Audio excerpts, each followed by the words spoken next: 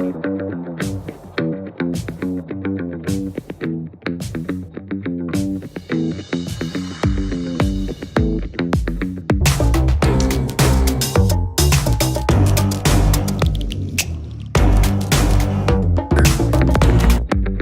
such an ambition, we need the right skills.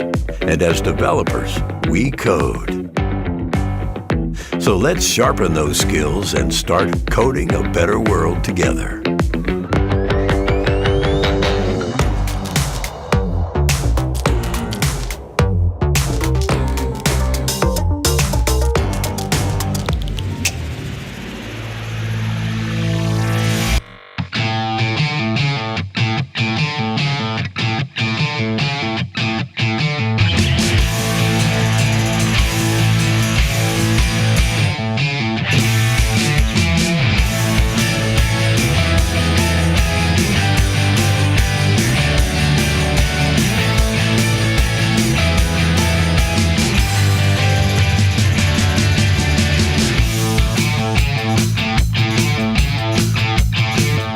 This first edition of Coding a Better World Together is on clean coding and clean architecture.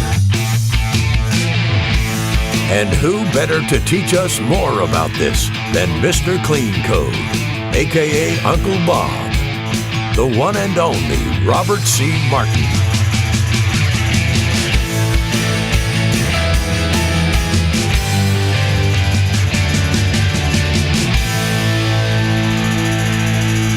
And here are your hosts for today.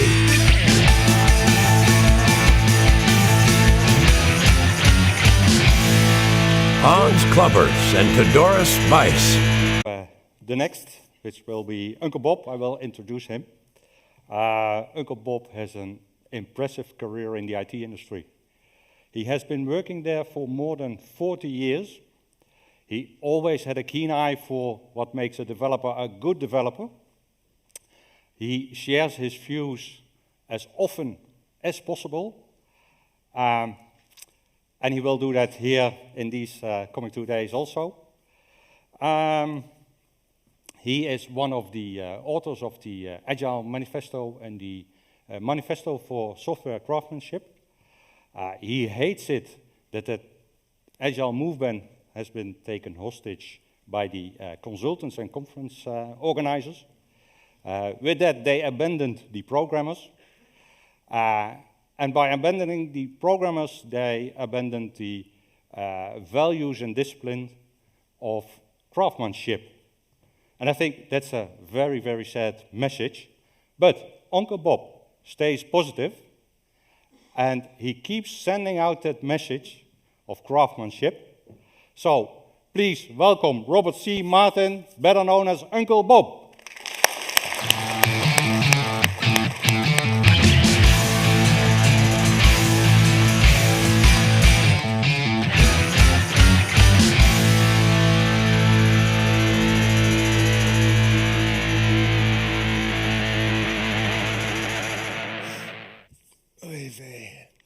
Okay, hello. I'm Bob. And by the way, thanks to everybody who brought me in here. That was awfully nice of you. It's a pleasure to be here. Thanks to Rabobank and everybody who made this possible. Special thanks to Stuart from Wanaflex, who was kind of the catalyst for this entire event. How many of you are programmers? See, you are my tribe. I don't care if you're young or you're old or black or white or a man or a woman. I don't care who you like or who you love. If you are a programmer, you are part of my tribe. You and I, and we all together, share a passion for something, and we can communicate about it in a way that most other people can't. And so that's something that we should cherish together.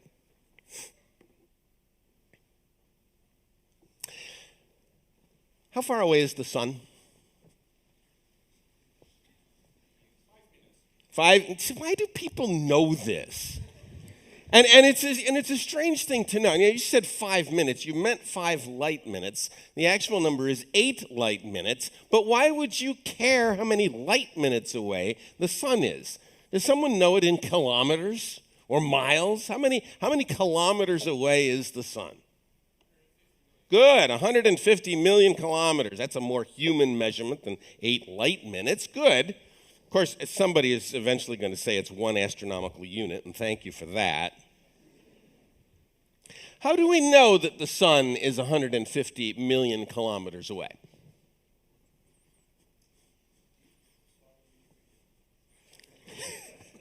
Somebody read it in a book or something. Yes. So who was the first person to calculate the distance to the sun?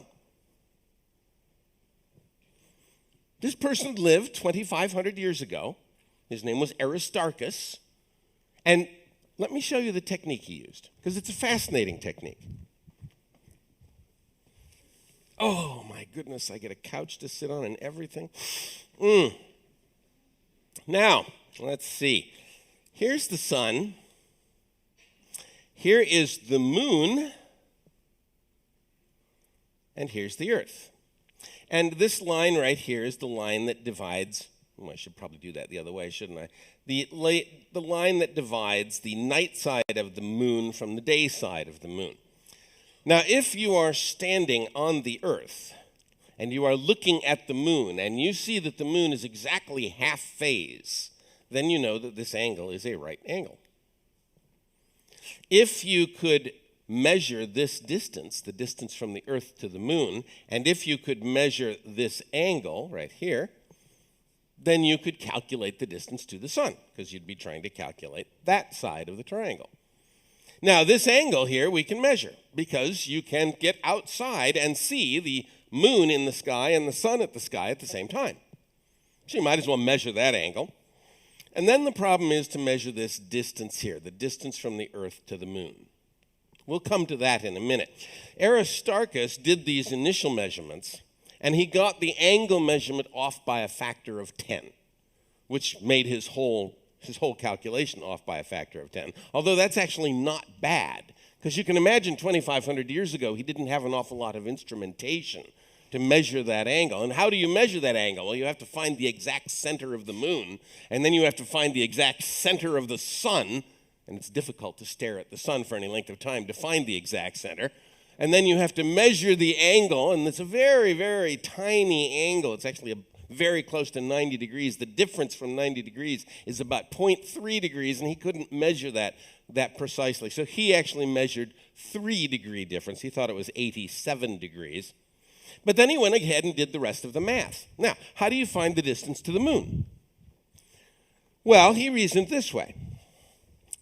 Here's the sun. Here's the earth.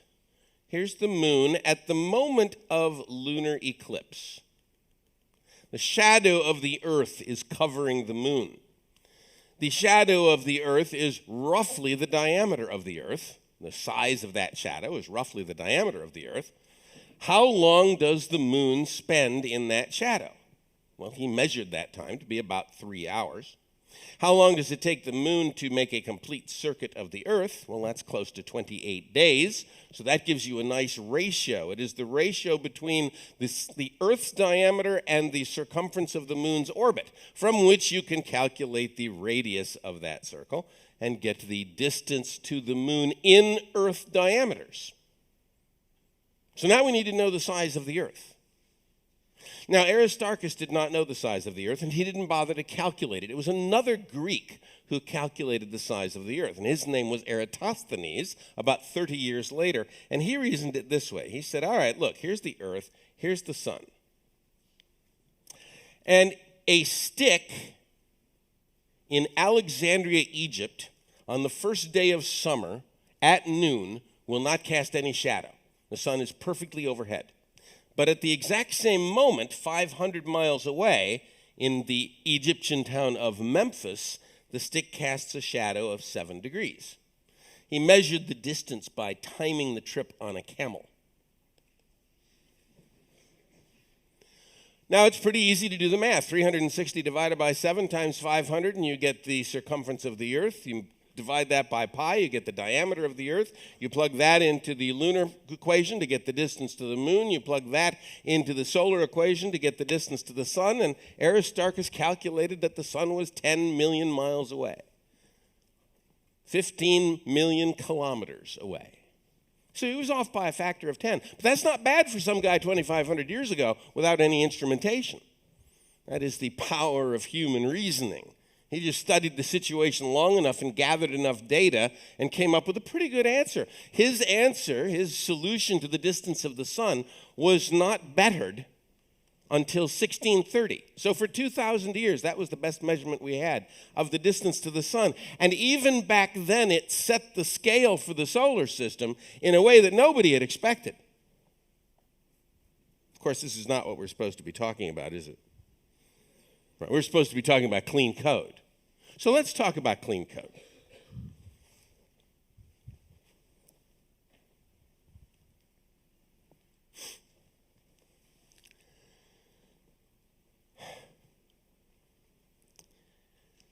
Title of this talk is Clean Code, and I have you, I believe, for two 90-minute sessions on this topic.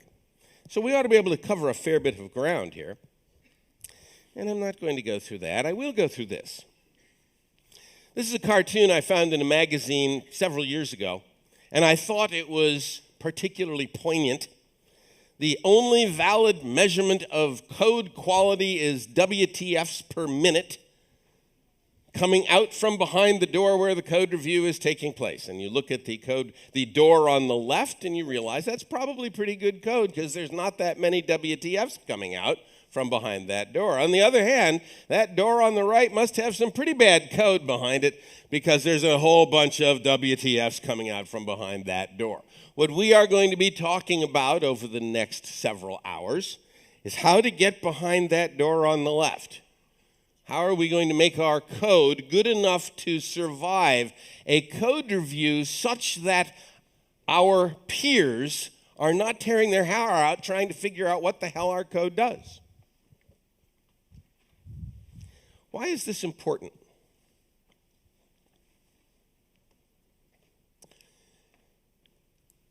How many computers are in this room right now? Thousands. Good answer. How many computers do you have on your body at the moment? Now, I can do this count with me. Right? I have my iPhone. How many processors are in here? 8, you think? Is it 8? I don't know how many it is. There's the main processor and the screen processor and the Wi-Fi processor and the GPS processor and the Bluetooth processor. There's got to be a bunch of others. I don't know. There's a bunch of processors sitting in here. I am holding in my hand an amount of computing power that exceeds the computing power of the world in 1980, right? Which is pretty interesting. Right? And, we all have one. And what do we do with it? We play Angry Birds, right? Which, if you think about it, is pretty cool. Angry Birds, that's a great program. Virtual reality and everything right on the screen. Got some more processors on me. Let's see, I've got my earbuds. Right? How many computers are in here? Well, there's one for each earbud. And the case has got a computer. There's at least 3 in here. What else do I have on me? Oh, I've got this microphone thing. You think there's some processors in there? Probably. There's probably a processor in there. So on my body, I have several dozen computers just working away, helping me give a talk. Now, look around the room. How many computers are in the walls and the ceiling?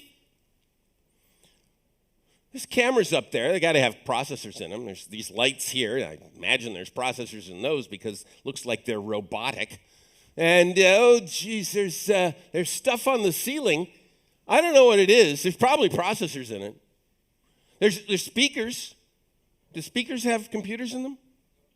Nowadays, it is cheaper to put a little digital signal processor in a speaker or a microphone and filter out 50-cycle hum than it is to put an inductor and a capacitor in there. And that digital signal processor has got some C code that does fast Fourier transforms and is written by some 22-year-old at 3 in the morning. We got speakers, we got microphones, we got smoke detectors, we got signs. You see that exit sign there? Is there a processor in that exit sign? Does it have a battery in it? Is that battery being charged? Is there a little processor sitting there monitoring the trickle charge going into that battery? How often do you interact with a software system? No, not you. How often does your grandmother interact with a software system, if you have a grandmother? Right? How often? In our society today, it is impossible to go more than 60 seconds without interacting with the software system, because there's nothing you can do in our society without interacting with the software system. You can't talk on the phone. You can't watch TV. You can't microwave popcorn. You can't wash the dishes or your clothes. You can't dry your clothes. You can't drive anywhere without interacting with the software system. How much code is in a modern car? How many lines of code and not a Tesla. You know, Tesla's way over the top. Just a normal old modern car. How many lines of code are in that? It's over 100 million. You get into your car, you start to drive it, there's 100 million lines of code executing in that car. Most of it, of course, is in the entertainment system and the GPS system and all that nonsense. But there's a fair bit of code running in the engine. When you put your foot on the brake, do you believe that there's a cable that runs from the brake pedal to the calipers that squeeze on the disc? Or do you realize that there are if statements in the way? And who wrote those if statements? If statements that are going to decide whether or not to stop the car when you push on the brake. How many people have died because of failures in those if statements? Dozens. There are dozens of people who have died in automobile accidents because the software that controlled the brakes and the accelerator failed for some stupid reason. You and I are killing people.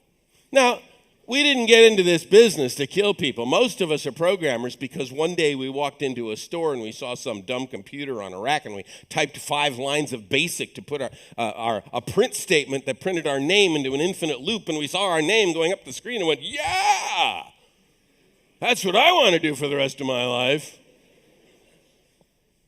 But now we're killing people. We didn't want to get into a business where you could do that. Not only can you kill people with software, you can lose massive fortunes. Who knows about Knight Capital? Who's heard about the fiasco at Knight Capital about 6 years ago? Right? I'm not going to go into all the details. Just some guy made one dumb mistake, and it was just a little dumb mistake, but he managed to lose $450 million in 45 minutes.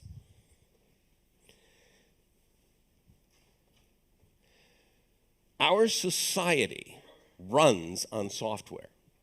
Nothing happens in our society without software nowadays. It didn't used to be that way. Wasn't that way in the 1960s. Wasn't that way in the 70s. Wasn't that way in the 80s. But today, our society runs on software. There is nothing you can do without software. You cannot buy anything. You cannot sell anything. You cannot pass a law. You cannot enforce a law. You can't get insurance policies. You can't get claims from insurance policies. You can't get money out of the bank without software. Software runs everything. And our society does not yet realize just how dependent it is on software. You and I probably don't realize it very well. Just how dependent everything is on software. And who writes that software? We do. We rule the world. Other people think they rule the world. Then they hand those rules to us. And we write the rules that run in the machines that govern everything. We need to talk to people about taxes now. Since we rule the world, seems fair that we shouldn't have to pay any taxes, but we'll come back to that later. Does society understand just how dependent it has become on us? The answer to that is no, not yet, although there have been hints. There have been moments when we thought maybe society would wake up to this fact. The event that will eventually, of course, cause society to wake up is when some poor programmer does one dumb thing and kills 10,000 people at a shot. And it's not hard to imagine what that would be. Right? You think for a few minutes, you'll realize, yeah, there's about 7 dozen ways you could kill 10,000 people with a little software failure. And when that occurs, and you know it's going to occur, at some point in time, some poor software idiot is going to do some dumb thing and kill 10,000 people. And when that occurs, the politicians of the world will rise up in righteous indignation, as they should, and they will point their finger right at us. And you might like to think, oh no, they're not going to point their finger at me. They'll point their finger at my boss or my company because it's not me. But we saw what happened when the CEO of Volkswagen North America testified before the American Congress about why the software in Volkswagens was cheating the environmental protection machines in California. And the Congress asked that CEO, how could you have let this happen? And the CEO answered, and I quote, "It was just a couple of software developers who did this for whatever reason." Unquote. Now, he was right. It was a couple of software developers who did it, although it was not for some reason. They knew exactly why they were doing it. By the way, those software developers are in jail now, as they should be. So when the event occurs and the politicians rise up and say, we got to do something about these programmers, they're out of control. And they point their fingers at us and they say, okay, how could you have let this happen? We'd better have an answer for them. Because if our answer is, my boss told me we had to get it done by Tuesday, if that is our answer, then the politicians of the world will hang their heads in disappointment and shame and disgust, and they will do the one thing that we don't ever want them to do. They will legislate. They will regulate. And they will tell us what languages we can use and what platforms we have to write on and what courses we have to take and what books we have to read, what processes we have to follow and what signatures we have to get, and we will all become civil servants. I would like to avoid this. So how do you avoid it? Well, you get there first. You get there first by establishing the ethics of software development. What is our ethics? Do we have a stated set of ethics? Do we have a set of standards, a set of moral standards that all programmers follow? Do programmers take an oath to uphold a set of standards, a set of ethics? We don't have that. We don't have a profession because of that. Because in order to have a profession, you have to have something you profess. And we don't profess anything at this point in time. We're going to have to come up with this. We're going to have to learn to adopt a set of standards and ethics so that when the politicians of the world do point at us, and they will, and they say, how could you have let this happen? We can respond by saying, look, this was a horrible accident, and we regret it, but it was not due to our negligence. And we can prove it was not our negligence because here are the standards that we enforce. Here are the morals that we adhere to. These are the ethics that we claim to profess. And if we can say that to the politicians of the world, then when the politicians of the world decide to regulate us, they will know how to do it because they will simply take the rules that we've already invented and turn them into law. This is what's happened to doctors, it's what happened to lawyers, it's what happened to architects, it's what happened to everybody. It's going to happen to us as well. And so, you and I have to begin this thought process on what our ethics is. What do we value? What is it that a software developer holds dear? And one of those things had better be the cleanliness of code. So let's talk about that.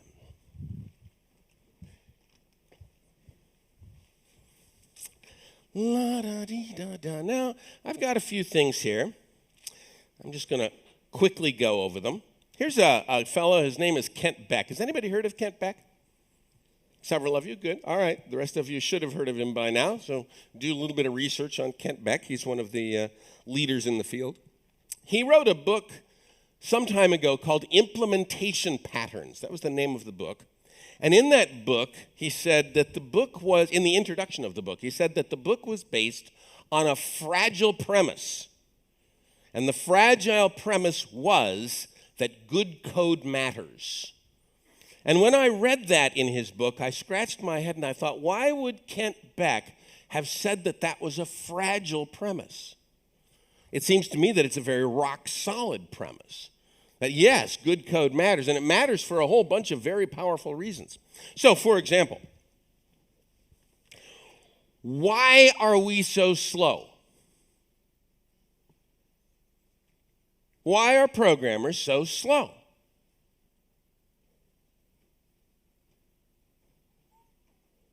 Who here has worked on a greenfield project? A project where there's no code? A bunch of you. How fast can you go those first few days where there's no code? And someone comes to you and says, can you get a feature done? And you think, yes. You start writing code. Code pours out of every orifice of your body. And you get that feature working. And everybody goes, whoa, you got that working fast. It only took you a few days. Yeah, we're programmers. Can you do it again? Yes! Come back to that team a year later. Can you get a feature working for us? Ooh, tricky. It's probably going to take us 6 months. You used to be able to do that in a couple of days. Yeah, but you don't know how messy this system has become. Why? If we touch even one line of code, all hell could break loose. Why'd that happen? Now, here's the thing that happens to software teams, right? They start out fast. They start out with a beautiful design, and they start out lovely, and they're fast, and they write features, and everything's working great. But they make a mess. Because they want to go fast. They make a mess. And as they make a mess, as the mess builds, the team gets slower and slower and slower until they bottom out at 1% of their original productivity. Right? And what are you going to do about this? Let's say you're a manager, right? And you've got this team. This team's been working on this software for 2 years now, and they can't get anything done. No feature can get done in less than 6 months, and even then it's going to be late and it won't work. What are you, this is the real world for managers. What are you going to do as a manager? You've made promises to people. You've set plans out there. There's people expecting features, and the teams cannot deliver those features. What are you going to do as a manager? What would your option be? You got to go fast somehow. Add more people. Right? That's what you do. You have to double the staff. Everyone knows you'll go twice as fast if you double it. And you're laughing. Why are you laughing? Because you know this is nonsense. You can't go faster by doubling the staff. Adding more people does not make you go faster. What does it do? The moment you decide to add new people to a team, what happens to that team? It slows down. Why? Because the new people suck the life out of the old people. For months. Now, you're kind of hoping that those new people will get smart after a while and then productivity will rise. But there's another effect that kicks in. Who's training the new people? The people who made the mess in the first place. And in fact, it's not the old people training the new people. It is the old code that trains the new people. The new people are thrown into the fire. They've got to make some sense out of this system. They read the old code. They say to themselves, oh, I see how things are done around here. They emulate it, of course, and just continue to make the problem worse. And the code gets messier and messier no matter how many people you add to the team. And nothing you do can make that productivity rise. That's why programmers are slow. They're slow because they make a mess. If they didn't make a mess, they'd be fast. If you could keep the code clean, It wouldn't be a mess. You could add new features. They would get added in a reasonable amount of time, as long as you could continue to keep the code orderly and clean. We're going to talk about a number of strategies for doing that, but I wanted to impress that point on you pretty thoroughly. We go slow because we make messes. Why do we make the mess? What drives us to make the mess in the first place? The desire to go fast.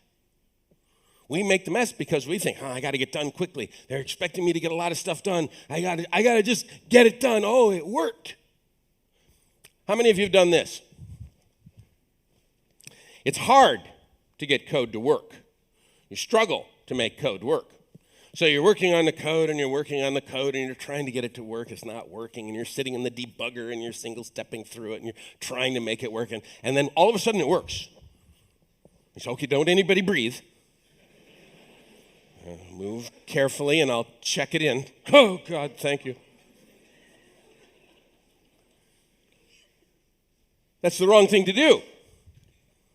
The fact that you got it working is only half the job. Once the code works, that's when you have to clean it. No one writes clean code first. Nobody does. Because it's just too hard to get code to work. So once the code works, it will be a mess. Human beings do not think in nice straight lines. They don't think in if statements and while loops. They cannot foresee the entire algorithm. So we piece the thing together and we cobble it together with wire and Scotch tape, and then it suddenly works and we're not quite sure why. And that's the moment when you say, all right, now I need to clean it. How much time do you invest in cleaning it? Roughly the same amount of time it took you to write it. And that's the problem. Nobody wants to put that effort in because they think they're done when it works. You're not done when it works. You're done when it's right. And if you adopted that attitude, well, then the code would stay clean. And you would never go through the slowdown. More to say about this later. I have all these slides. I never actually use them. They tell the whole story, but I just kind of wing it anyway. Oh, here's a good one. Let me stop there. Memorize this one. The only way to go fast is to go well. Somebody said today, twice as fast, twice as proud. Okay, fine. How do you go fast? You go well. Twice as well, twice as proud. You might go fast, too. The only way to go fast is to do a good job. If you do a lousy job, you're going to go slow. What is clean code? All right, who knows who this guy is? Grady Booch. What a great name. If your name is Grady Booch, everybody knows your name, because who wouldn't know that name? Oh, that's not Grady Booch. That's Jarno Stroustrup. Sorry.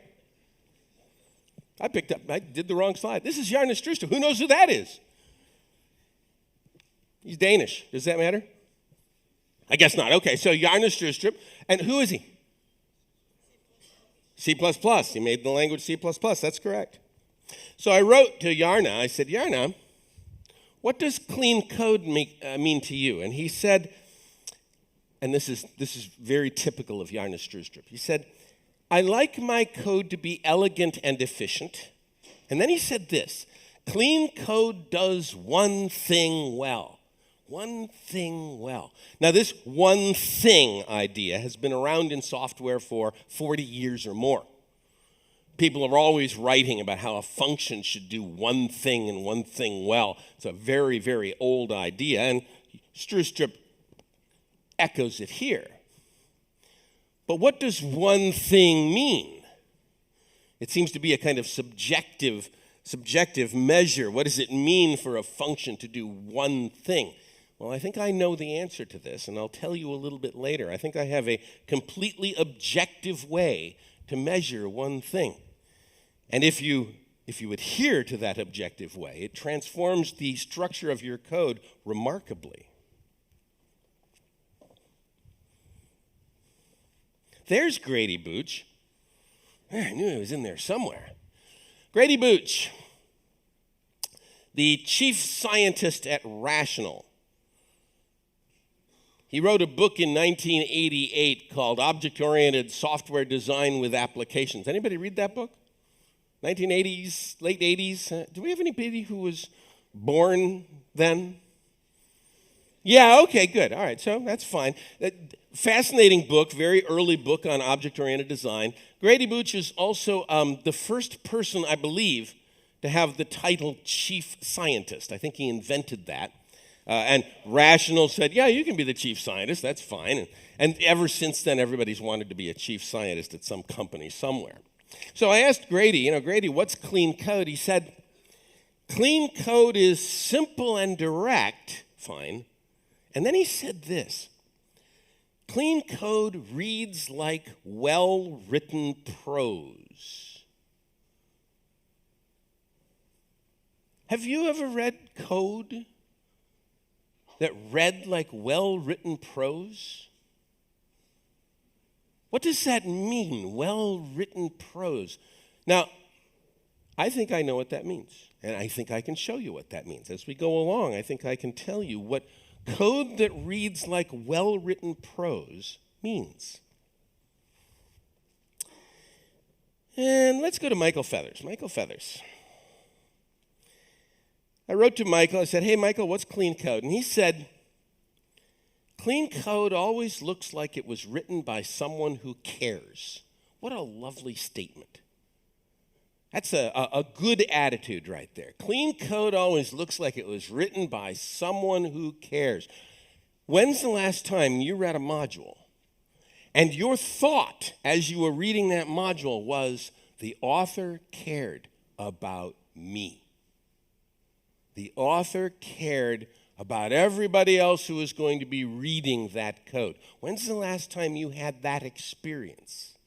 The author of this code cared about me. Very interesting. And by the way, it brings up a fascinating point. What's your job? You may think that your job is to get code to work. That's not your job. That's only half of your job. And it's the least important half of your job. The more important part of your job is that you must write code that other people can maintain, can use, can make work. If you hand me code that works perfectly, but I can't understand it, then as soon as the requirements change, that code is useless. On the other hand, if you give me code that does not work, but I can understand it, I can make it work. It is much more important that your peers be able to understand the code you write than that the computer can understand the code that you wrote. It is more important to communicate with your peers using a programming language than it is to communicate with the computer. Because if you do that well, somebody will make it work.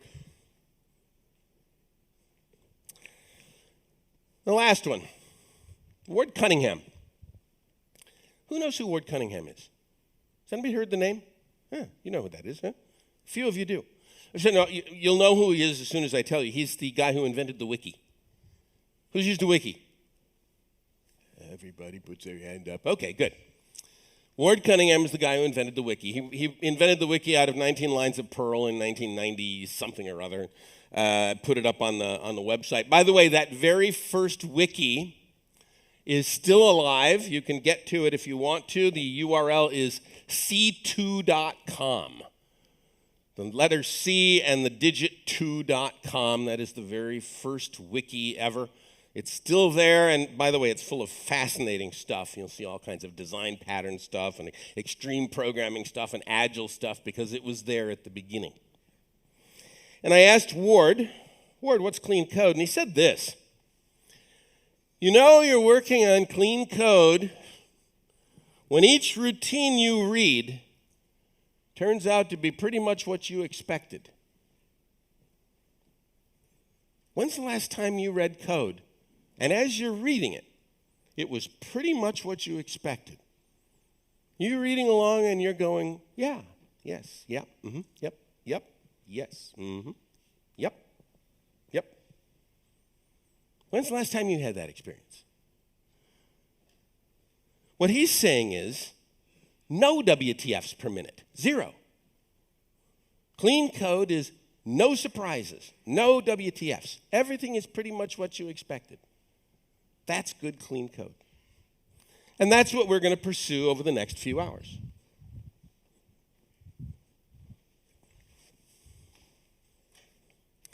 La, la, la, la, la. Now I want to go to a different part of this presentation. Let me just cycle up here. Da, da, da, da. Now, I've been preaching for a while now. I think we've got a little bit of time left. I think I would go till 10:45 if I remember correctly. So we've got enough time for this. That's good. I am going to put some code on the screen. It'll be 3 pages of code. I will give you 1 minute per page. The last page is half a page, so you'll get 2.5 minutes. The code is Java.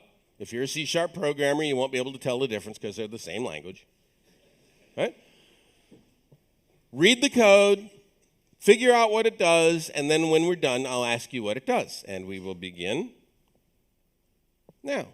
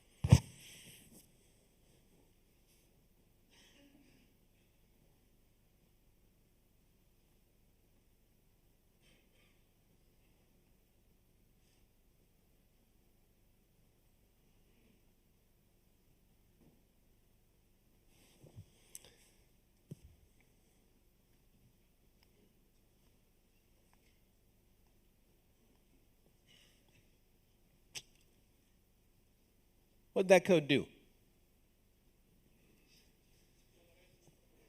What's that? Good, it generates HTML. And you knew that because the very last line was get HTML. Good. What was the name of the function? Testable HTML. Good. So we got the first line and the last line. What'd the middle do?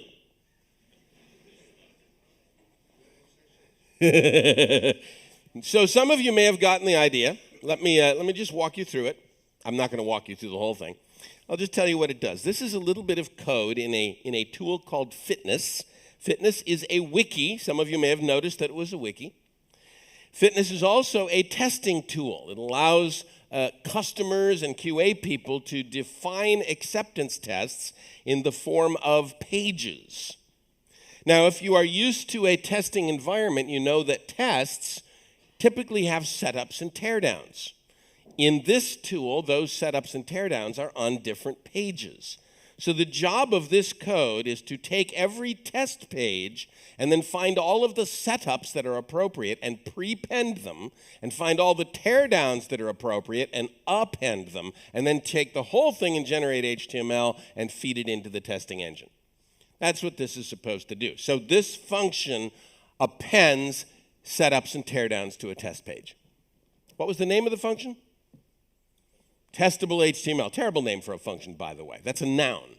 You don't want nouns as function names. Function names should be verbs because functions do things. Now let's look at this function a little bit more. There's quite a few bad things going on in here.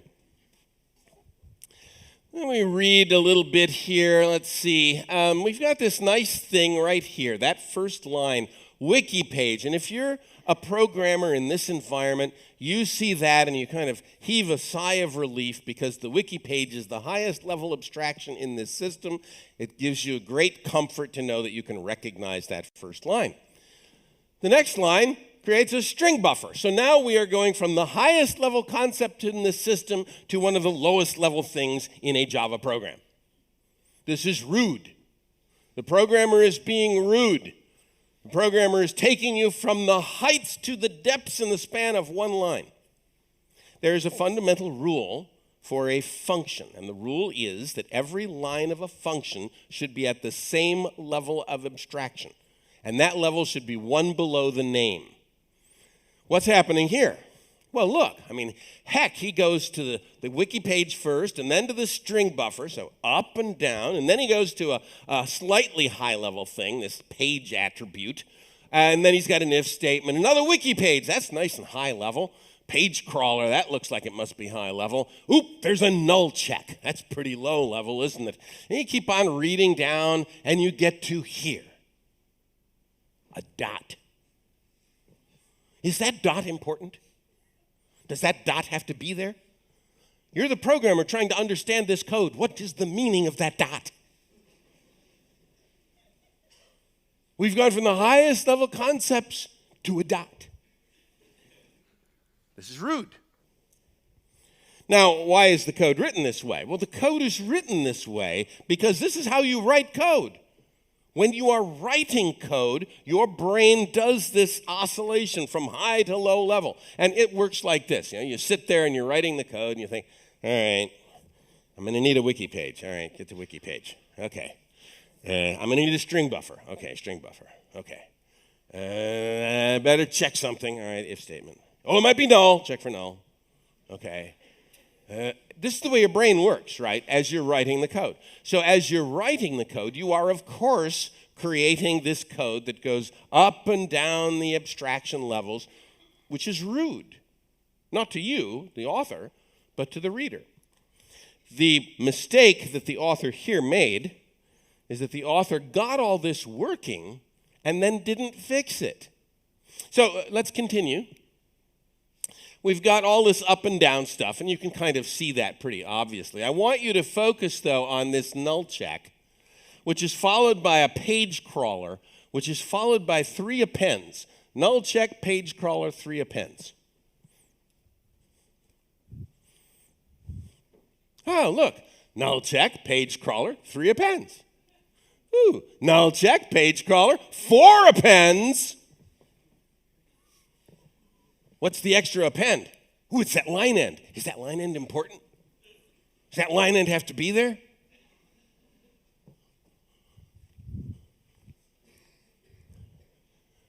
Null check, page crawler, 3 appends.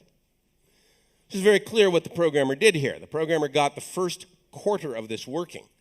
And then, like any good programmer, he did copy, paste, and he fiddled that part into working. Copy, paste, he fiddled that into working. Copy, paste, he fiddled that into working. Perfectly normal way for a programmer to behave when they're trying to get it to work. He just didn't go back and fix it. He left it in this intermediate working state. Now, by the way, the author very well could have been me. It's not unlikely that I wrote this code, although it's possible someone else did too, so I'm not claiming authorship of it. But I do claim that many years later, I saw this code in fitness and thought, oh, this is ugly, I should fix it. So I started to refactor it. And let me show you an intermediate refactoring. This is not the final refactoring. It is just a refactoring that, was about halfway through. I'll give you about 10 seconds to look this over.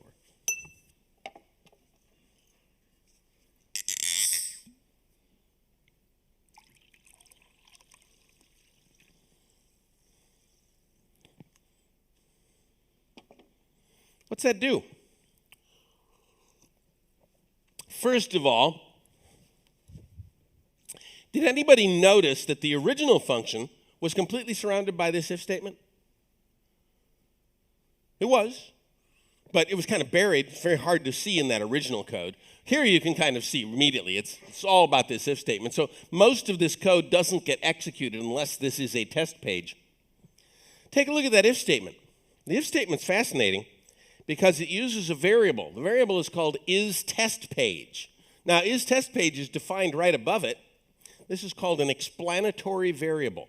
The only purpose for that variable is to explain what its contents is. And the contents is what you would have put in the if statement. Page data.has attribute : test. Well, I think it reads a lot better to say if isTestPage. This is one of the ways you get code to read like well-written prose. You construct well-written prose from the names of variables and functions. Now, if you read further, we get the wiki page, fine. We get the string buffer, so we're still going up and down the abstraction hierarchy a little bit, and that's still bad, but okay. After that, we include the setup pages, we append the content, we include the teardown pages, we set the content and convert it all to HTML. It's not very hard to understand what this code is doing. Still some problems with it. It's got a much better name, render page with setups and teardowns. That's better. Maybe it's not perfect. Maybe it should be render test page with setups and teardowns, but okay. Looks like a pretty good name, reasonable structure. Things are getting better here. Why is this better? What makes it better? Why is it easier to understand? It's smaller. That's the reason. You don't need any other reason beside that. It's smaller. And if smaller is better, well, let's turn that knob up to 10. Let's make it really small. Here, let me show you where it finally ended up. That's the final refactoring of this function.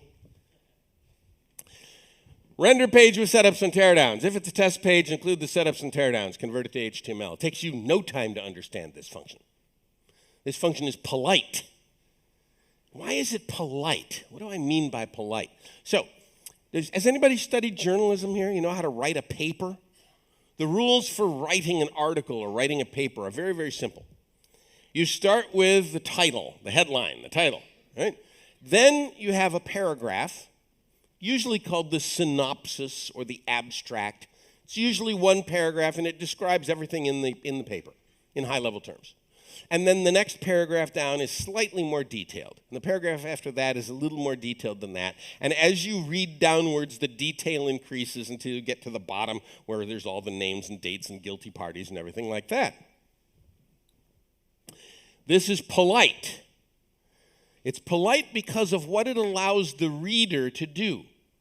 It allows the reader to escape early. What is your algorithm for reading the news? You get a web page up with the news. How do you read it? You scan it for a headline that you think is interesting. Okay, if that headline's interesting, I'll read the first paragraph. You read the first paragraph. If it's still interesting, you read the second paragraph. If it's still interesting, you read the third paragraph. If it's still interesting, you read the fourth paragraph. Notice the while loop here. And you exit that while loop as soon as you get bored. That's how you read everything in the news. Nobody ever reads the whole article. You just read until you're bored and then you get out. This is polite. It is polite to allow the reader to exit early. And this allows you to exit early.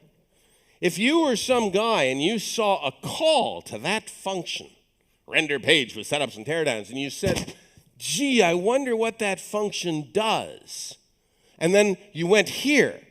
Within 3 seconds, you know what this function does. At a very high level, not at a detailed level. But maybe you didn't want to know it at a detailed level. Maybe you just wanted to know, oh yeah, okay, if it's a test page, it includes setups and teardowns. Okay. And you get out early. There was no way to get out early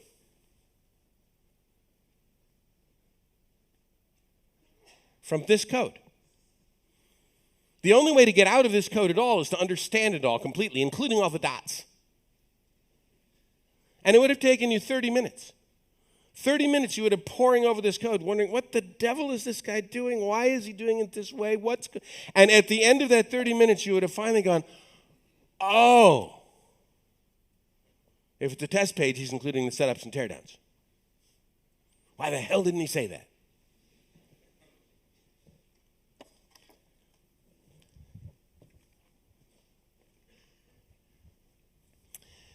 How did I get this code shrunk down to that last little bit? How did that process work? My goal was to make these functions small. And I call this the first rule of functions. The first rule of functions. First rule is that they should be small.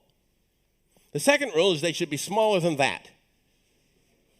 I want to turn the knob up on this really high. I want the function small, really small. How small should a function be? What's the proper size for a function? How many lines should it be? 1, 4, 3. Fit on your screen. That was the old rule, by the way, back in the 80s. When we first got screens. Does anybody remember when we first got screens? There was a time we didn't have screens. We wrote our code on paper. In the early days of programming, programmers did not know how to type. We had no keyboard skills. We wrote the code in pencil, and we had other people enter it into punch cards for us. But then eventually we got screens, and we started typing ourselves. That was in the 80s. And those screens, a typical screen, was 24 lines by 72 columns. Why 72 columns? Yes, holes on the punch card. There were 80 columns on a punch card. The last 8 were sequence numbers, so we only needed 72 on the screen. That's the reason they were 72. You didn't even know they were 72, did you? Well, now you know. And the rule came about. Your function should fit on a screen. Well, that meant that the functions had to be about 20 lines of code. Is that the right size? I have a better rule. A function should do one thing. A function should do one thing. That's the rule for how big a function should be. It should do one thing. But now we need to define what one thing is. What's one thing? What IDE are you using?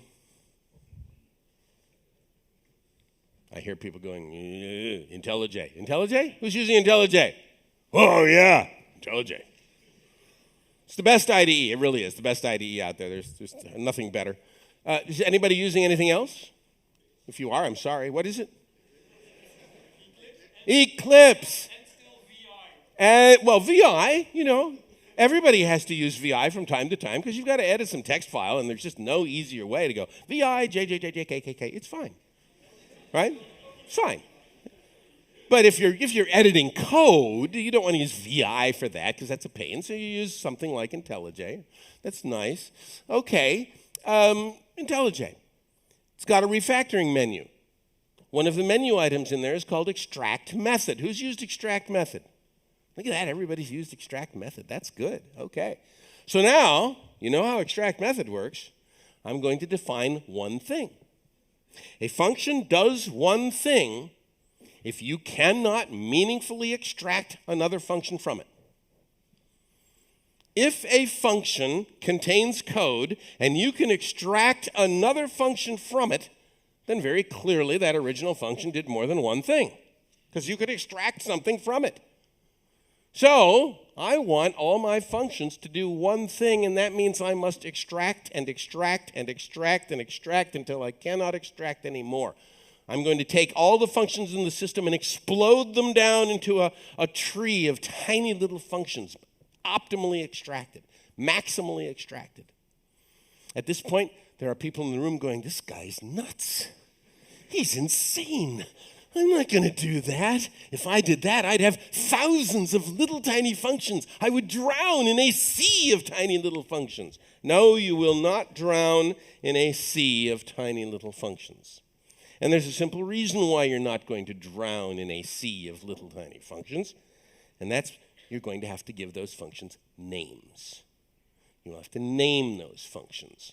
And as you name them, you will have to move them into appropriately named classes and appropriately named packages and appropriately named source files and modules.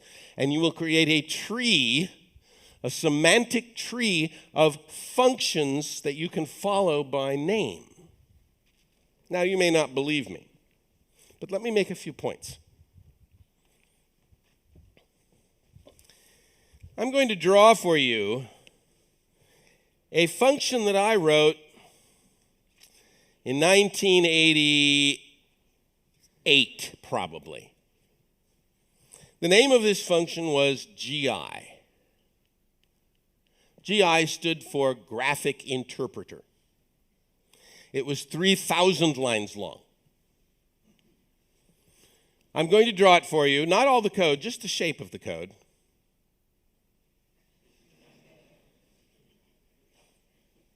You recognize that, don't you? Right?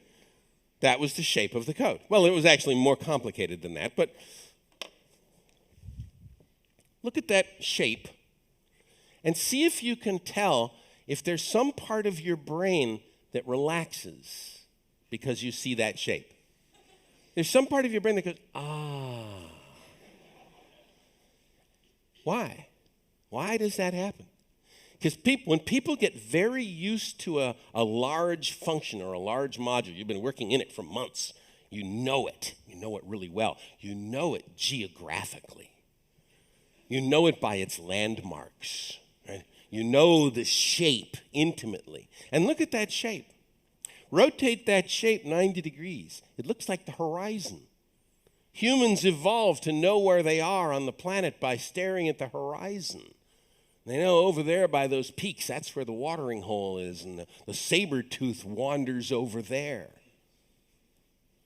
So you look at that shape, and something in your brain goes, yeah, that looks like home. Now, this was written in C. By the way, if someone had come to me in 1988 and said, you know, Bob, this 3,000-line function does a lot more than one thing, I would have said, no. It interprets graphics. Because the whole notion of one thing was so horribly subjective at the time. But now I know how to make it objective. Extract, extract, extract until you cannot extract anymore. Now let's assume that this function written in C has some variables. Where were the variables in C? The local variables of a C function. Where did you put them? At the top. That's right. C programmers in the room know, right? Yeah. You still have your copies of Kernahan and Ritchie sitting on the shelf, don't you? Can't be far away from it. So, okay. Let's say that there's a couple of variables here. Int I and j. Good. Now, let's say that this indent right here manipulates I and j. And it does this. It says I equals 0 and j equals 2. Okay, semicolon. Good. Now, you want to practice extract till you drop. You want to do what I've just told you to do. Extract, extract, extract, extract. So you highlight that indent with your mouse, and you invoke the extract method function of the IDE. And the IDE will come back with an error message and say, I can't extract it because it changes two variables. And I can't extract code that changes two variables. Well, what are you going to do now? You want to extract it, but you can't because it changes two local variables. What are you going to do now? Make them global. That's right.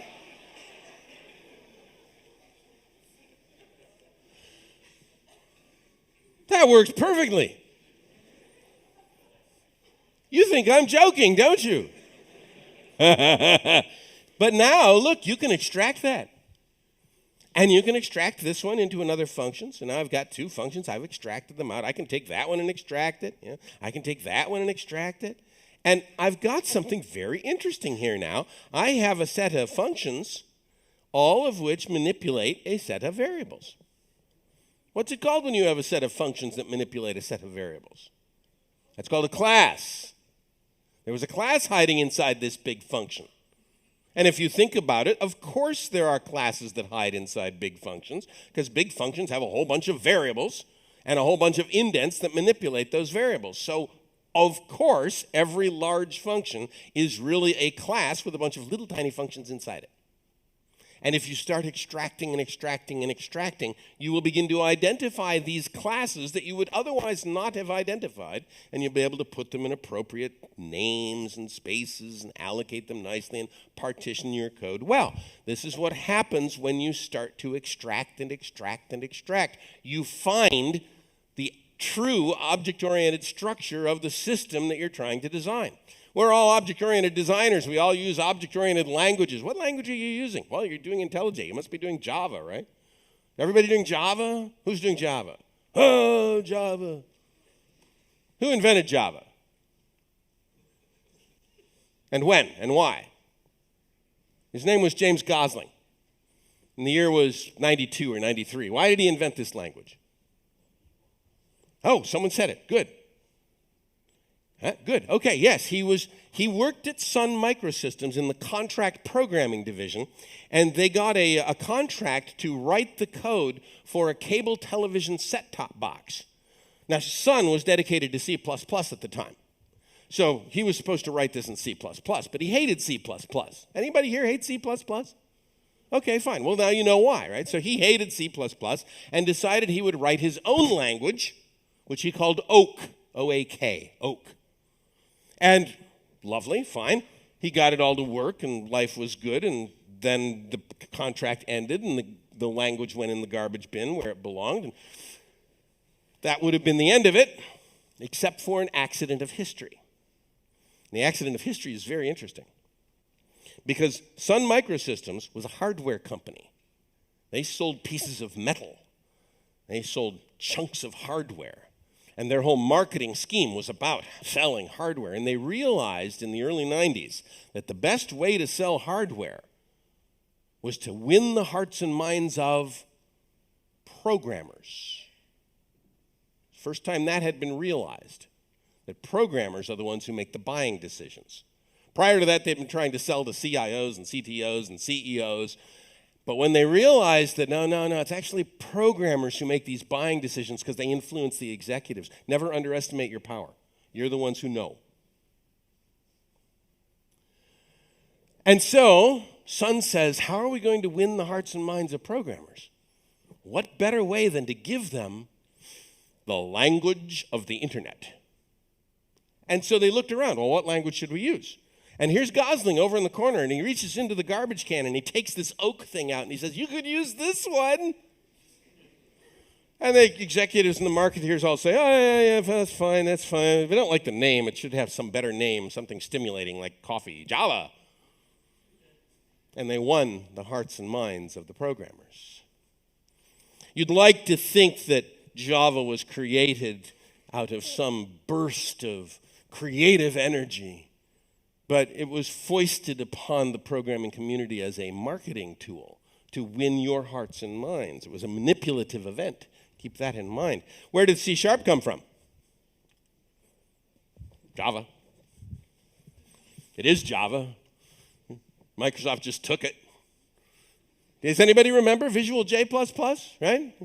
Microsoft tool, and then Sun Microsystems said, hey, you can't do that. And Microsoft said, oh, okay, we'll change a colon.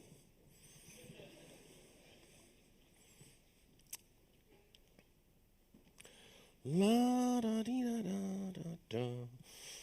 Do do do do do. How much indenting do you think you would do if you extract and extract and extract? How deep will your indenting be if you extract and extract and extract? 1 or 2, yeah, 1 or 2 is about it. Usually 1. Well, actually, usually none, right? open brace, one indent, couple of lines of code, close. Your functions will really be about 4 lines long, 3, 4, 5 lines long, something like that. Every once in a while, you'll get a 6-liner. Switch statements tend to get longer. You don't like switch statements, so you don't have too many of those, I hope, because they're evil, switch statements, bad things to have around. The same true with if-else statements. We don't want those either. So we tend to get these little tiny functions. Now think of what happens to normal code. Take an if statement. If you are extracting and extracting and extracting, what is the body of the if statement? It's a function call. Yes, and it has a nice name. A name that tells you what the function is going to do. So you say, if something, then do this. It reads like well-written prose. What's in the parentheses of the if statement? A function call with a nice name that tells you what you're testing. If employee is too old, fire employee. It works perfectly, right? It reads like well-written prose.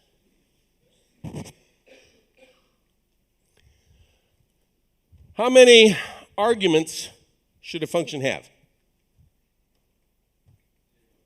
Well, 0 is a good number, right? Because it's really easy to understand a function that takes 0 arguments. Right? You don't have to worry about any if statements in there that are checking the arguments for anything because there's no arguments.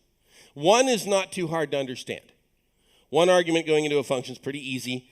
That's mathematical f of x. We kind of get that. 2 arguments going into a function. Yeah, it's okay. The human brain is pretty good at keeping 2 things in order.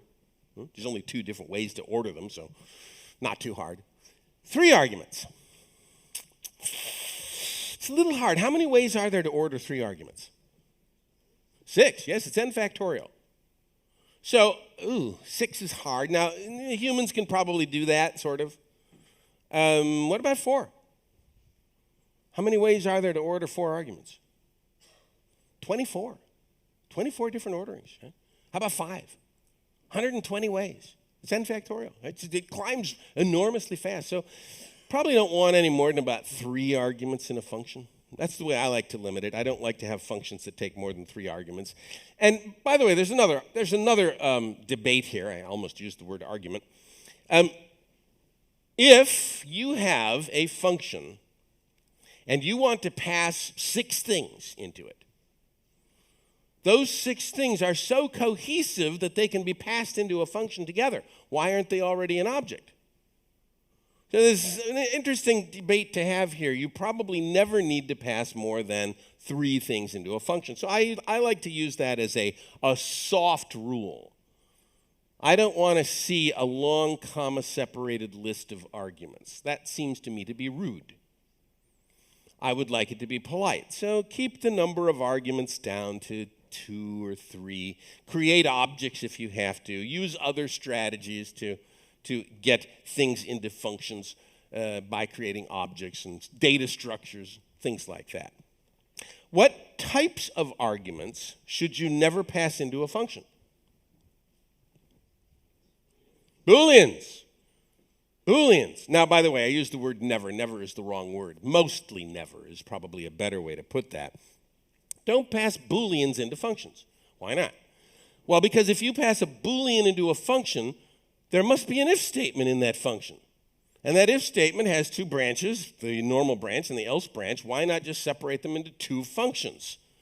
Call the one in the true case, call the other in the false case. Have you ever read code that has Boolean arguments? It's rude. Do this, comma, 5, comma, 6, comma, true. What does the true mean? I don't know. It must be true, though. And here's how you read this code. When you're reading this code, you stare at that Boolean and go, shit. Well, the author probably knew what he was talking about, and you walk away. You're not going to go read what the Boolean does. It's probably some stupid if statement in the middle of the function. Don't pass Booleans around. They're just annoying. Now, that can't be a hard and fast rule because there are times when you want to pass a Boolean around. For example, you are setting the state of a switch. Set switch, bool. Okay, fine. But don't use it as a little testing argument into functions. That's just rude. It's annoying. Another thing that's rude is output arguments. Arguments that are passed into a function for the purpose of collecting the output. Nobody understands that, right? You're reading along, and you've probably all had this experience where you're reading along, and you read this line, and there's an argument at the end of the function call, and you're not quite sure why it's there. It seems out of context. It's just a bizarre argument. But you've got this vertical momentum as you're reading. Who's had this experience, right?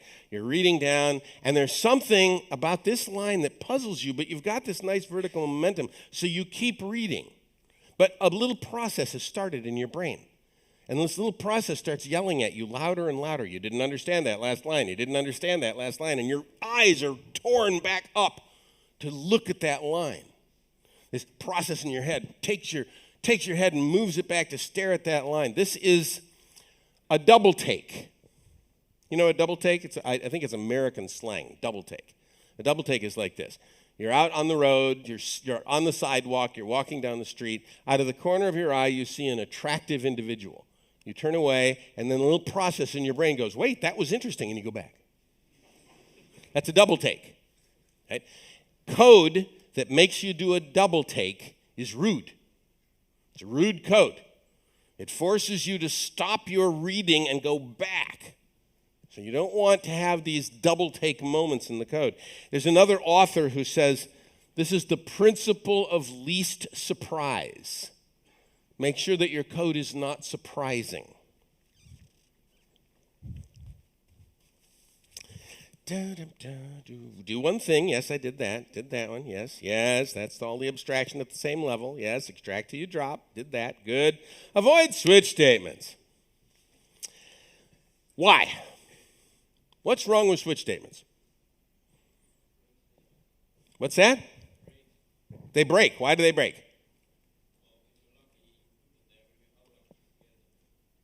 Oh, you might forget them, yes. Okay, good. So switch statements. What goes wrong with switch statements? They do more than one thing. That's true. So let's say that we've got a switch statement. This switch statement switches on, the type of a shape. So there's a shape, and there's an enum somewhere that defines circle and square and triangle and so on, traditional kind of objects. And you've got a switch statement that switches on this shape type. And in fact, how many such switch statements will there be in the system?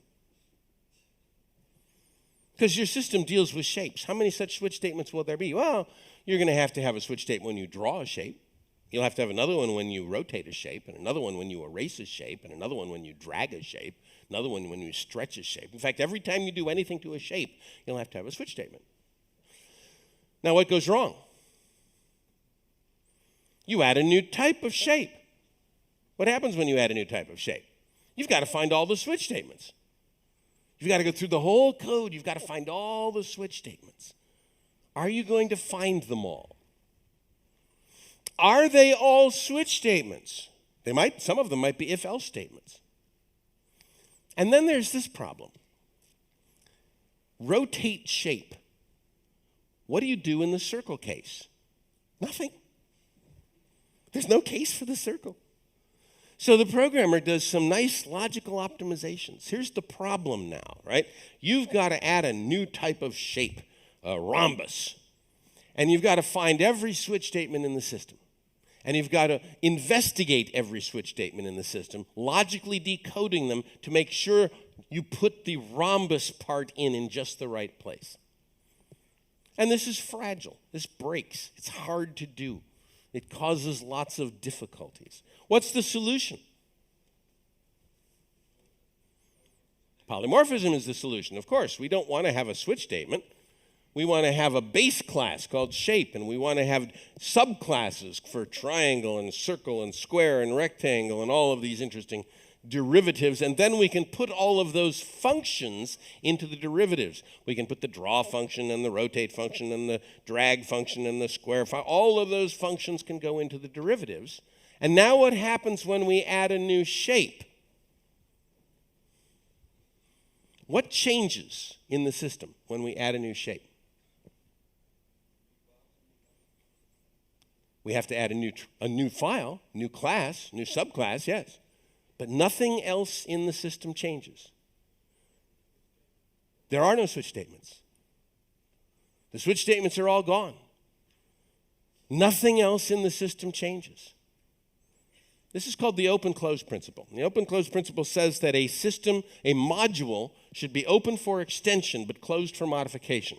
You should be able to extend the behavior of a module without modifying that module. And how do you do that? Well, you do that by creating base classes and having derivatives.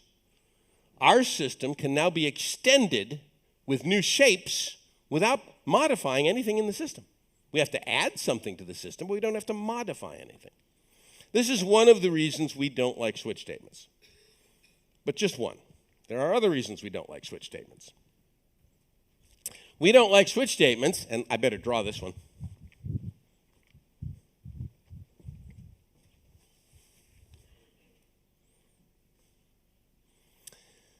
Here's a switch statement with a bunch of cases. It's in a module. Each of these cases does something, but let's say in this particular case, these cases call out to other modules.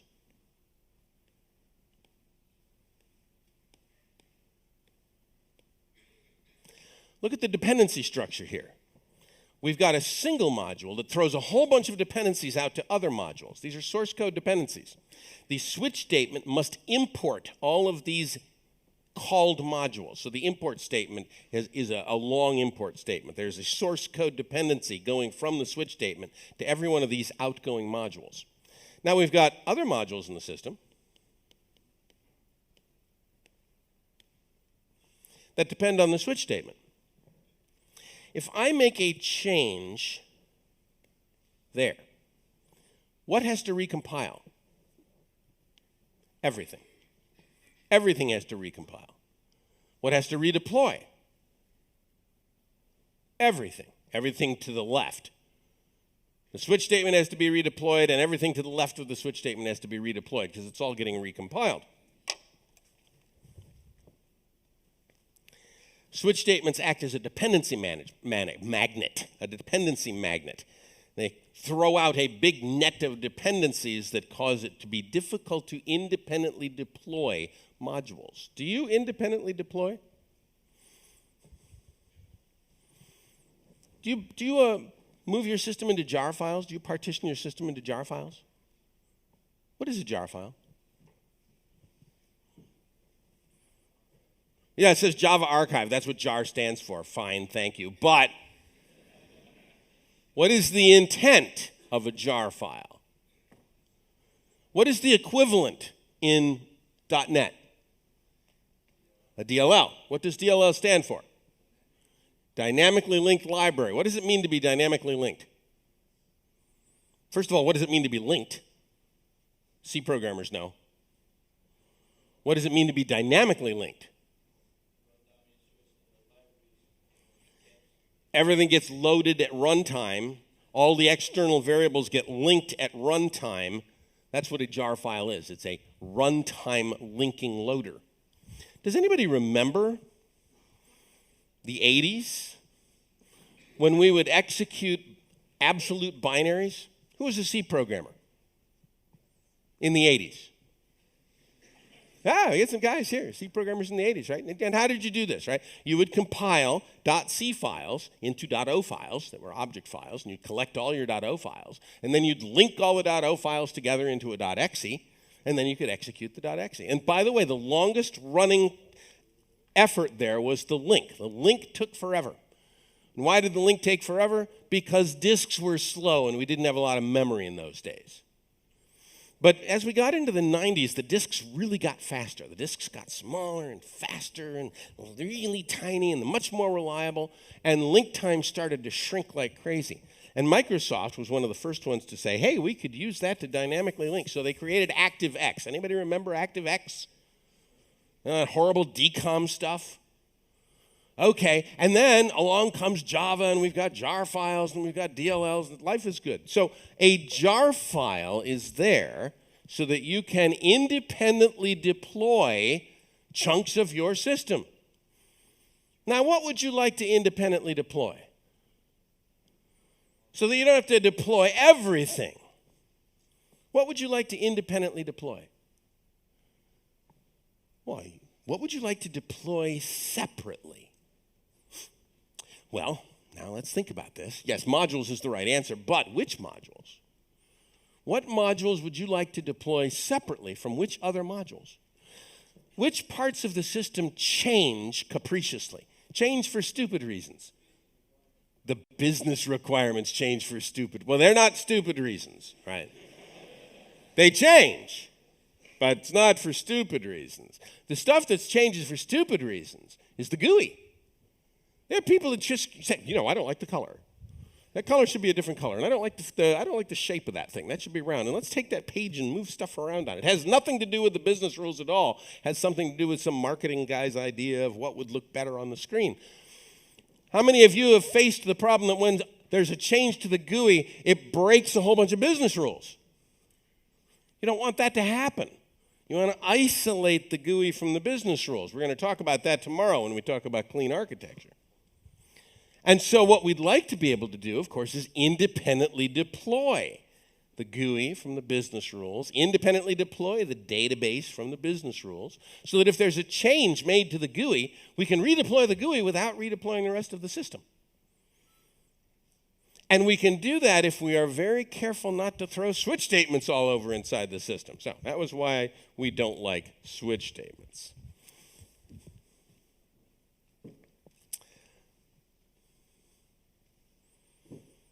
This is a letter from my wife.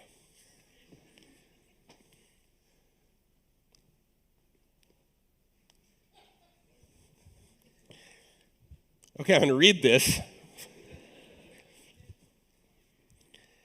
There is no water in the building because a pipe broke in the street. This problem might be resolved before 11 o'clock. How are your bladders? So we're going to continue until 11. I see. We're not going to stop at 10:45. I get it. They're trying to tell me this. So I actually didn't have to read this to you. If there is still no water at 11 o'clock, we'll be doing an announcement before that. So, okay, fine. All right, we understand. Thank you. Got it? All right. 11 o'clock now. All right. I'm going to talk about names a little bit later.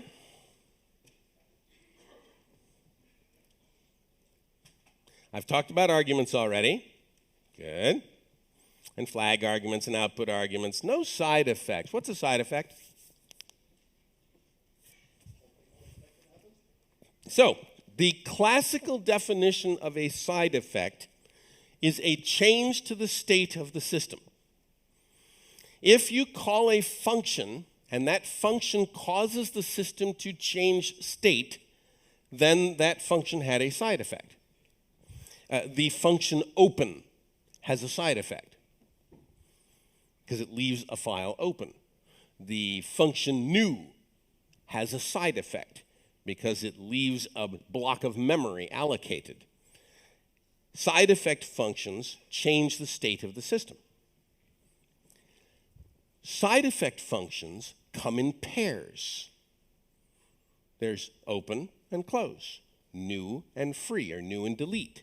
In C++, in Java, we fixed that problem. Semaphores, seize and release. Side effect functions come in pairs. They're like the Sith, always two there are.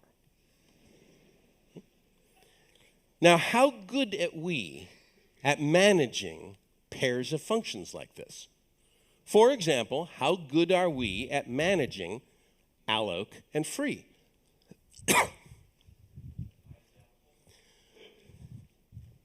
The answer to that is that we're terrible at managing that.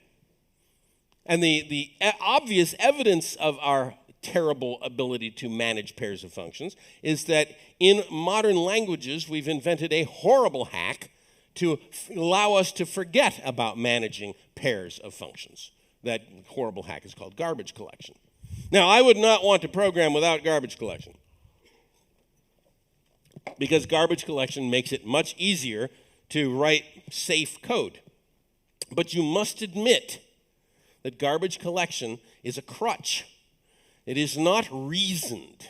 You did not write the code in a reasoned way. You did not free everything you allocated. Instead, what you did is said, the system will take care of it. And okay, fine. We have written this horrible hack. We've declared that we're going to depend upon it. We've acknowledged that we need the crutch. But allocation and freeing is not the only side effect function.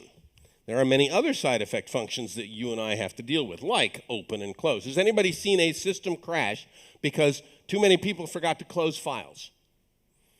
Yes. And you leave a bunch of file descriptors open in the operating system, and eventually you run out of file descriptors. That's called a file descriptor leak. Has anybody seen a system crash because all the graphics contexts got leaked, or the semaphores didn't get closed?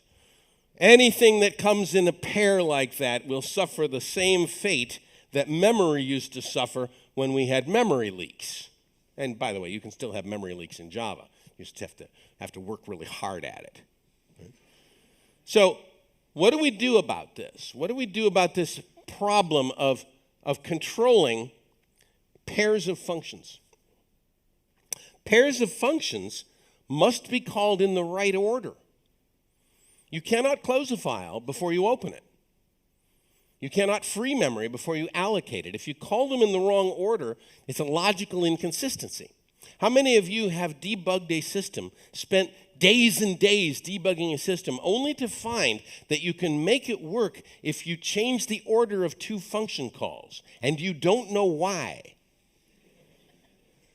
But somewhere in there, there's some side effect, and if you just change the order, oh, that makes everything work. What can we do to manage that? So what version of Java are you using? You working on lambdas now? Java, what is that, 8? Java 8? Everybody doing Java 8? Everybody familiar with lambdas now? You know how to do lambdas, and you can pass lambdas here and there and everywhere? Good. I don't know why they put that feature in the language. So what can you do about this? Well, if you've got lambdas in the language, it makes things a lot easier. Well, it makes things a little bit easier. Remember that a lambda is just a class, and it's a class with one function in it called execute. You could have written that yourself, but they decided to put it in the language. So, okay, fine. Let's say that we want to make open safe. And I think in the Java library now they actually do this. So, okay, here's our open function. Our open function is going to be a void. Doesn't return anything. And it's going to take a file name, so that's a string. That'll be the file that we're going to open. And then we're going to pass into it a lambda. And this will be, we'll call this lambda process. Of course, I'm not using Java syntax, but you get the point. Okay, there's the open brace. Now, what do we do? Well, first thing we're going to want to do is we're going to really open that file. So we're going to call the low-level open function. So here we say file f equals file.open of fn. Good.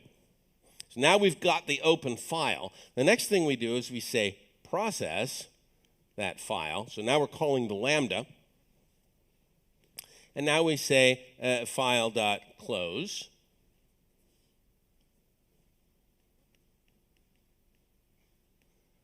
F, and return.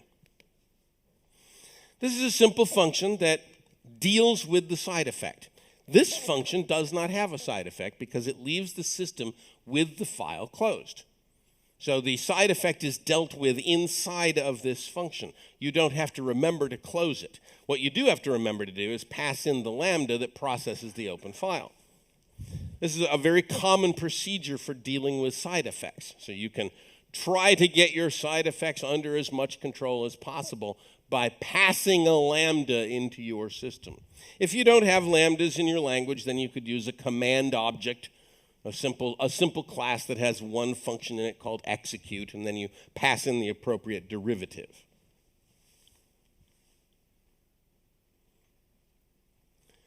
Side effects, doop, doop, doo. Yep, good. Command and query separation. A function that returns void must have a side effect. If it doesn't have a side effect, there's no point in calling it. So, a function that returns a value should not have a side effect. This is a convention that we like to follow called command and query separation. Commands change the state of the system, therefore they return void. Anything that returns a value by convention will not change the state of the system. And that way, when you see a function that returns a value, you know it's safe to call it. It will leave the system in the same state it was found in. This is a convention that I like to follow. The language doesn't enforce it, of course, but I like to follow it because it allows me to keep track of side effects. Prefer exceptions to returning error codes. Do I even need to go over this? Do you use exceptions a lot in Java? Everybody using exceptions? Good, good, good. Does anybody remember how awful exceptions were in C++? Okay, so we didn't use them. I don't use them in C++. But in Java, they're fairly safe.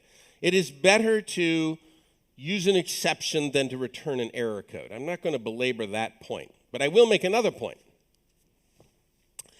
When I write a try block, the only thing in that function that has the try block is the try block. I don't want to have a lot of code before the try block.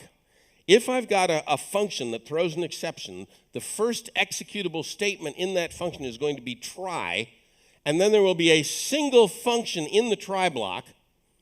That's the function that actually throws the exception. And then there will be a closed brace, and then the catch blocks, and a finally block if necessary, and then no other code in the function. I don't want anything in the function except the try block. I don't want a whole bunch of code in the try block. I want that to be a different function. I don't want any prefix code in that function. I don't want any suffix code in that function, just the try block, because error processing is one thing. So I want the try block completely contained by a function. And I never, ever, ever want nested try catch blocks. I will find you if you do that. La, la, la, la. There's a rule in software called the dry principle. Don't repeat yourself. This has to do with duplicate code. You saw some duplicate code in that original code that I threw up on the screen a little bit earlier. And that code was obviously copy and pasted. We'd like to avoid duplication as much as possible because it's sloppy. And if you copy and paste a bunch of code, it's just sloppy to leave it in that state. What you'd like to do is move the copied code into some function and call the function. Of course, sometimes you copy the code and then change the code you've copied, and so that means you're probably going to have to put it into a function that has some arguments. But that's all fairly easy to do. So we don't like duplicated code. We don't like code that's kind of duplicated. We ought to be able to move those into functions. But what do you do when it's not the code that's duplicated, it is the loops that are duplicated? How many of you have seen this problem where you've got a complex configuration data structure? To walk this complex configuration data structure, you have to have a big nested bunch of loops, a bunch of while loops and if statements that allow you to walk through the complex configuration data structure. And then you finally get to the end nodes in there, and you've got a bunch of processing code that processes the end nodes. And then you see that same loop repeated over and over and over again inside different parts of the system as the different parts of the system walk different parts of the configuration database. How can you get rid of that duplication? One of the answers to that is, well, if you've got lambdas, you can put that nice looping structure into a function that takes a lambda argument, and then you pass the processing code into the lambda argument. So you can get all of those duplicated loops down into one, and then just pass a lambda in, or pass an object that takes a single parameter, which is a function.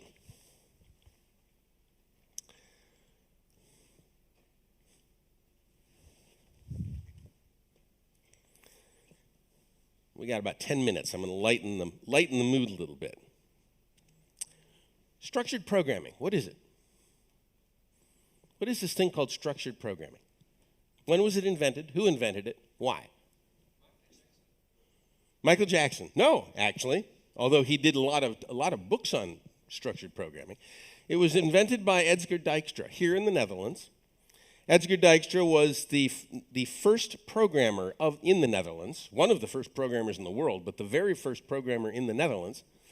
He survived the Nazi occupation during World War II. He came out of that and went into school. He wanted to become a nuclear physicist. He saw a computer, the very first computer in the Netherlands, and fell in love with it. And he wanted to study software, but he went to his advisor and said, there's no body of knowledge here. There are no disciplines. There's no formalism. I don't think my peers will take me seriously if I study computers. And his advisor said, well, Edsger, maybe you will be one of the people who will invent those formalisms and disciplines and add to the body of knowledge. And Edsger Dijkstra took that as a challenge and became the Netherlands' first programmer. He went on to study software in those very early days. This would be in the 1950s. Interesting side note, he got married. I don't remember the date, but it was in the late 40s or early 50s that he got married, and he had to put his occupation on his marriage license. And he put programmer, and the officials wouldn't accept it because that wasn't a known profession. So he changed it to nuclear physicist. He said he made the more difficult choice. Programming was more difficult than nuclear physics. In 1968, Dijkstra wrote a letter to the editors of one of the famous magazines at the time, and he said that GoTo was considered harmful. It was a very famous note, and it kind of caused an uproar in the software community because during those days, GoTo was how we got things done. We used GoTo for everything. We had if statements that would have GoTos in them. We didn't have languages that had while loops in them. We would just use GoTos all over the place. Anybody here remember Fortran? Anybody Fortran? We had some Fortran programmers in the room. Yeah. So GoTos were everything. And so Dijkstra comes along and says, yeah, GoTos are a problem. And the world kind of went nuts for about 5 years. Now, we didn't have a Facebook in those days, so you couldn't flame anybody, right? So what you did instead is you wrote letters to the editor of the trade journals, and people wrote the most scathing letters to the editor. Dijkstra's an idiot because of this, and other people would say, no, Dijkstra's a god because of this. And these letters went back and forth, and it all settled out. Do you have a go-to in your language? No, you don't, do you? And no modern language has a go-to. Some modern languages reserve the word. Did you know in Java that go-to is a reserved word? Specifically so that it cannot be implemented. Right? Dijkstra won that battle. He won it by all the languages beginning to adopt the structure. Now, why did Dijkstra not want go-tos? What was harmful about go-tos? So Dijkstra was an interesting fellow. He wanted to turn software into mathematics. He wanted to create a set of postulates and then a set of theorems, like Euclidean geometry. He wanted to construct theorems of software. His vision was that you and I would write applications by adopting well-proven theorems and then writing little lemmas to adapt them. That was his idea. There would be this vast library of theorems, proven software. And so he began to work through the mechanics of how you prove software correct. And the mechanics were fascinating. What he discovered was that you could write a simple proof for any two sequential lines.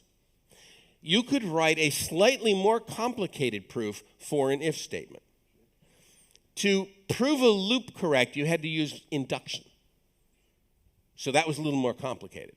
But bit by bit, he was able to build up a simple structure of mathematical proof. But then he noticed something. There were certain algorithms that could not be proven correct. There was no rational way to prove them correct. And he discovered that those algorithms were those that had unrestrained go-tos. This is something that actually Turing had proved in 1936. It's the halting problem.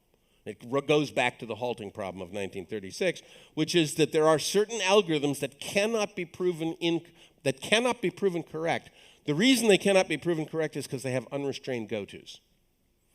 He fell back on another theorem that two other guys had written about the same time, which was that every algorithm can be composed of three structures: sequence, selection, if then else, and iteration, loops. Every algorithm can be written out of those three structures. So Dijkstra said, okay, no go-tos. Everybody has to use these three structures. That will guarantee that the algorithms can be proven correct. We never bothered to prove anything correct. Dijkstra's whole vision failed. We don't prove our software correct. We fell back on something else. Dijkstra's vision was this mathematical superstructure like Euclidean geometry. We do not have that.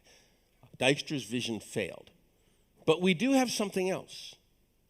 There is a branch of knowledge that you and I risk our lives on every day. Our lives depend on this branch of knowledge every day. It cannot be proven correct. And yet we very happily risk our lives with it every day. This branch of knowledge is called science. Science is a set of conjectures and hypotheses that cannot be proven correct. Experiments can prove them false, but never true. You and I risk our lives every day on things that are not proven correct. We have not proven that airplanes can fly. Right? The science is not proven correct. It has simply been surrounded with so many tests that there's no point in saying that it's not correct anymore. Software could be proven correct, but we abandoned that. We gave up on it. It's too hard. But we can test it. We can use science. And we can write tests that demonstrate that the software is not failing. We don't know if it's correct, but it's not failing. We treat software like a science, not like a mathematics. This was Dijkstra's failure. Dijkstra thought we were headed towards a mathematics. We're not. We're headed towards a science. And we prove our software not incorrect. I'm sorry for the double negative. That's the only way to say that. We don't prove our software correct. We demonstrate that it is not incorrect by surrounding it with tests. How many of you write tests? Okay, that's not all of you. So then I have to ask, what the hell is the matter with the rest of you? Okay, so how many of you write tests for every line of code that you write? Ooh, okay, that's a much smaller number, isn't it? Why would that be? Why would you not test every line you wrote? What would motivate you to bypass testing lines that you wrote? And I'm going to write these lines, I'm not going to test them. Why would you do that? You have to answer that question. It's part of the ethics issue here now, right? Why would you write code and then not test it? Now, you might say, okay, well, I'm testing the whole system. Yes, but are you testing the individual lines that you wrote? We'll talk about that later, but I think it's 11 o'clock. And is the water working?